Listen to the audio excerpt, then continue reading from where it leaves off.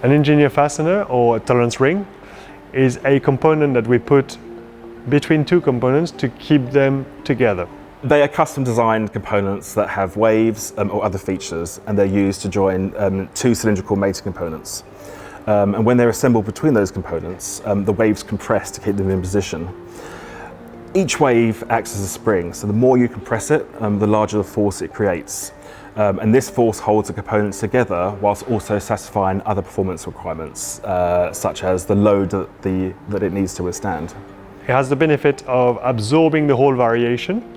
So to put a bearing in, for instance, it lowers assembly forces, which has the effect of lowering the cost of manufacturing and assembly of a system. And as a last bit, it doesn't use any glue, which means it's dismantleable. They can be manufactured from spring stainless steel, carbon steel, or alloys. And they're normally one part of a three-part system. The inner male mating component, the tolerance ring, and then the outer female mating component.